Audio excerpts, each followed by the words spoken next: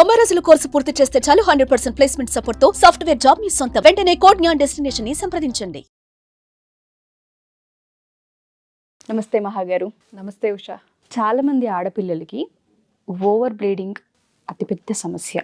కొంతమందికి regular periods ఉంటూ ఉంటాయి, కొంతమందికి ఎప్పుడైతే పీరియడ్స్ వస్తూ ఉంటాయి ఓవర్ బ్లీడ్ అవుతూ ఉంటుంది, కొంతమందికి క్లోట్స్ కూడా పడే అవకాశం ఉంటూ ఉంటుంది. చాలా ఇబ్బంది ఫేస్ చేస్తూ ఉంటారు దానివల్ల.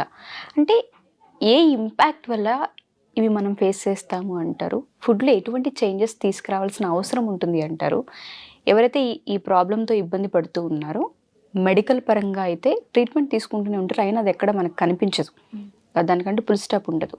సో ఫుడ్ వైజ్గా మనం ఏమైనా చేయొచ్చా? ఫుడ్ వైజ్గా అంటే అసలు ఎందుకు వస్తాయి, ముందు క్లాట్స్ ఎందుకు వస్తాయి, అసలు హెవీ బ్లీడింగ్ అంటే ఏంటి అందరికి అర్థమయ్యేలాగా. ఓకే, గర్భసంచి గోడలు అంటాం, దాన్నే ఎండోమెట్రియం అంటాం ఇంగ్లీష్లో. ఓకే, ఆ గర్భసంచి గోడలకి బయట, మధ్యలో, లోపల వీటిలో ఎక్కడైనా గడ్డల్లాగా, ఐ మీన్ ఫైబ్రాయిడ్స్, కణతలు అంటారు.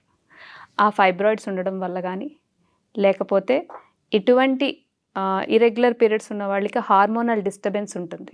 ఆ హార్మోనల్ డిస్టర్బెన్స్ వల్ల కానీ ఇరెగ్యులర్ పీరియడ్స్, హార్మోనల్ డిస్టర్బెన్స్ ఉండేటప్పుడు ఇరెగ్యులర్ పీరియడ్స్ వస్తాయి.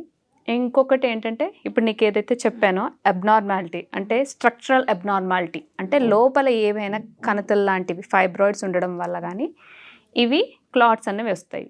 ఓవర్ బ్లీడింగ్ అన్నది జనరల్గా ఓవర్ అని ఇప్పుడు అంటామంటే, ఇప్పుడు 1 అవర్కి ఒక ప్యాడ్, అలా హవర్కి మారిస్తే దాన్ని ఓవర్ అంటాం. In a day 3 or 2 is common.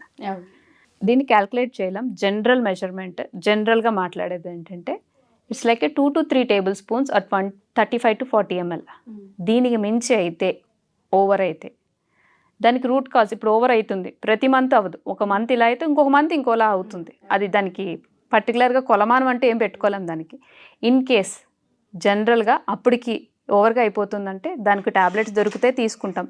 Root cause అన్నది ఎలా కనుక్కోవాలి అని అంటే, మన లైఫ్ స్టైల్ ఏంటి, మనకి ఏమైనా హార్మోనల్ డిస్టర్బెన్సెస్ ఉన్నాయా, అబ్డామినల్ స్కాన్లో తెలుస్తాయి అన్నమాట. బ్లడ్ టెస్ట్ల వల్ల మీకు హార్మోన్స్ ఏమైనా డిస్టర్బెన్స్ ఉన్నాయని తెలుస్తుంది. అబ్డామినల్ స్కాన్ తీసుకునేటప్పుడు ఫైబ్రాయిడ్స్ కానీ యూట్రస్లో ఏదైనా ప్రాబ్లం ఉందా, లేకపోతే ఎండోమెట్రియం అంటమాట, ఎండోమెట్రియోసిస్ అంటమాట. ఎండోమెట్రియోసిస్ అంటే ఆ గర్భసంచి తాలూకా, అది వేరే ప్రాబ్లం. అది దానికి ఇంకా పెళ్ళయిన తర్వాత పెద్దవాళ్ళు, అది జనరల్గా 25 to 40 years మధ్యలో స్టార్ట్ అవుతుంది. ఇది ఎక్కువగా మనం పెళ్ళైన వాళ్ళ తర్వాత ఈవెన్ గర్భసంచి కొంతమందిలో తీసేస్తుంటారు. నిజంగా గర్భసంచి తీసేయడం ఎంత ప్రమాదకరమైందంటే, ఈ ఎండోమెట్రియోసిస్లో ఓవర్ బ్లీడింగ్, అబ్డామినల్ క్రాంప్స్ ఎంత అంటే భరించలేరు అన్నమాట. అంత భరించలేనప్పుడు వాళ్ళు ఏంటంటే, ఇంక మేము భరించలేము అని వెళ్ళేటప్పుడు డాక్టర్ కూడా ఇంకేం చెప్తారంటే, తీసేయండి, యూట్రస్ తీసేసేయండి అంటారు. నిజంగా యూట్రస్ తీసేసిన తర్వాత వచ్చే కాంప్లికేషన్స్ ఎవ్వరూ అబ్జర్వ్ చేయరు. ఎంత నరకమో తెలుసా. ఆ పెయినే బెటర్ అనిపిస్తుంది. ఒక గర్భసంచి అంటే ఇట్ ఈస్ అ క్రియేషన్. అవును, సృష్టికి ప్రతి సృష్టి ఎక్కడ జరుగుతుందంటే ఆడదానిలో మాత్రమే సాధ్యం అని ఎందుకు అన్నారంటే, అంత ఓర్పు సహనం ఆడవాళ్ళకి మాత్రమే ఉందని ఎందుకంటారంటే, ఆ నొప్పి ఎంత అంటే ఒక పెయిన్ స్కేల్ ఉంటుంది, అంతకు మించి మన బాడీ టాలరేట్ చేయలేదు. అది మనకు తెలుసు. సైకలాజికల్గా చాలామంది అబ్డామినల్ క్రాంప్స్ అన్నది ప్రతి ఒక్కరికి సహజం.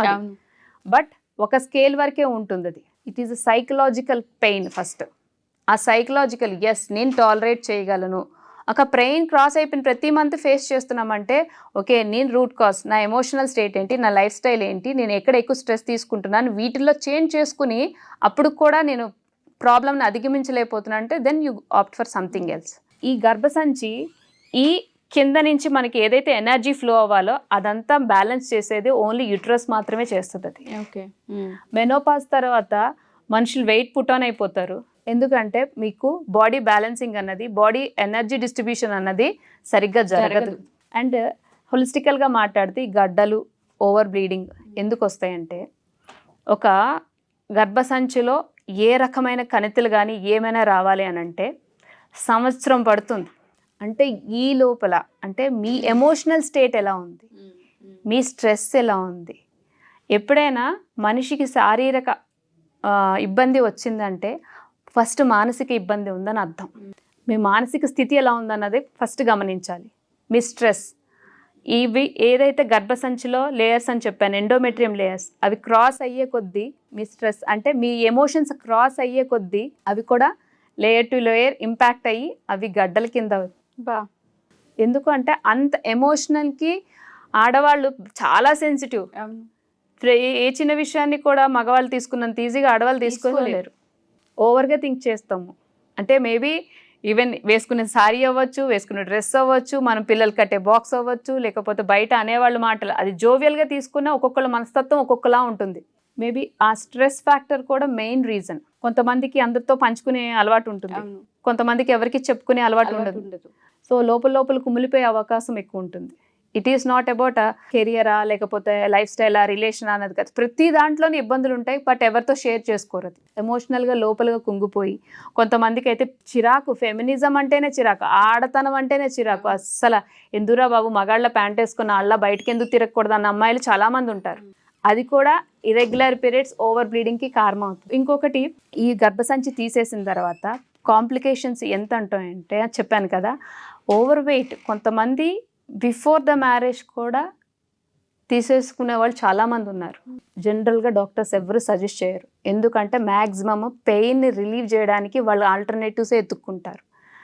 ఇక్కడ మనం చేస్తున్న తప్పు ఏంటంటే, నాకు ఈ పీరియడ్స్ వద్దు అనుకునే వాళ్ళు చాలామంది ఉన్నారు. అవును, ఓవర్ బ్లీడింగ్ అయిపోతుంది, పెయిన్ తట్టుకోలేకపోతున్నాను, ఈ క్లాట్స్ ఇవి నేను బయటికి తిరగలేకపోతున్నాను అన్న వాళ్ళే చాలామంది ఉంటారు. దీంట్లో గమనించాల్సింది బ్లడ్ ఓవర్ఫ్లో అయిపోతుంది అన్నది కాదు.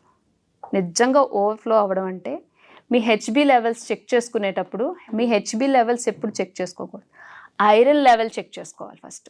ఐరన్ లెవెల్ కరెక్ట్గా ఉంటే మీకు ఎంత బ్లడ్ పోయినా ఈజీగా బాడీ అబ్సార్ప్షన్ కెపాసిటీ ఉంటే ఈజీగా మీకు మళ్ళీ బ్లడ్ గెయిన్ అన్నది అయ్యే అవకాశం చాలా ఉన్నాయి. సప్లిమెంట్స్ తీసుకుంటారు, సప్లిమెంట్స్లో కూడా గమనించాల్సింది ఏంటంటే యాసిడ్ ఉండాలి అబ్సార్ప్షన్కి.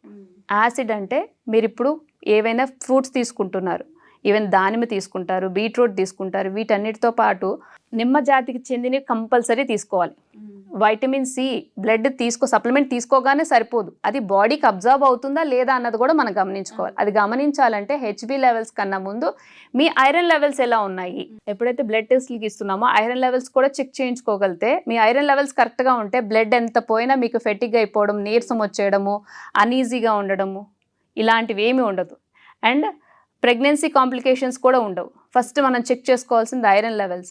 ఈవెన్ ఆఫ్టర్ డెలివరీ తర్వాత కూడా క్లాట్స్ పడే అవకాశం చాలా మందికి ఉంటుంది. అవును, లాక్టేటింగ్ మదర్స్ వాళ్ళ పెయిన్ ఎక్కువైపోయి టాబ్లెట్స్ కూడా తీసుకోలేరు.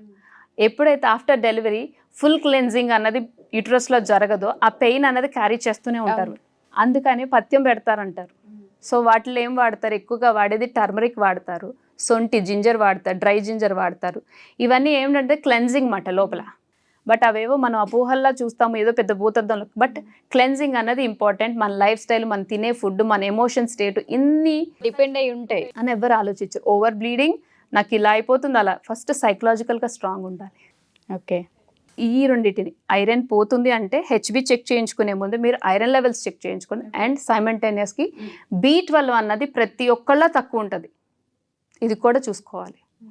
ప్లానింగ్ ఫర్ ప్రెగ్నెన్సీ కానీ లేకపోతే మాకు ఇరెగ్యులర్ పీరియడ్స్ వస్తున్నాయి అని అంటే, ఓవర్ఫ్లో ఆఫ్ బ్లీడింగ్, క్లాట్స్ ఇవన్నీ వస్తున్నాయంటే హెచ్బితో పాటు ఐరన్ అండ్ B12 కంపల్సరీగా చెక్ చేసుకోవాలి. ఓకే, ఎవరైనా సరే ఒకవేళ ఫుడ్ త్రూ కనుక కంట్రోల్ చేసుకునే అవకాశం ఉంది అని కనుక మీరు చెప్తే మనల్ని అప్రోచ్ అవ్వచ్చు అంటారా? అంటే డైట్ చెప్పాను కదా, మనిషికి ఒక రకంగా ఉంటుంది కాబట్టి అదే అడుగుతున్నాను. ఇఫ్ ఇన్ కేస్ వాళ్ళు కాంటాక్ట్ అయ్యి మేము డైట్ త్రూ దీన్ని కంట్రోల్ చేసుకోవాలనుకుంటున్నాం ఇంట్రెస్ట్ ఈజీగా, ఓకే, ఆ ఛాన్స్ అయితే ఉంది.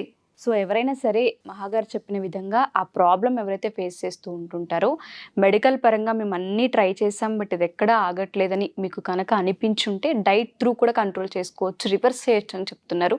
కింద స్క్రోల్ అవుతున్న కాంటాక్ట్ నెంబర్ని కాంటాక్ట్ చేసి మీరు పూర్తి వివరాలు తెలుసుకోవచ్చు. Thank you మహాగారు.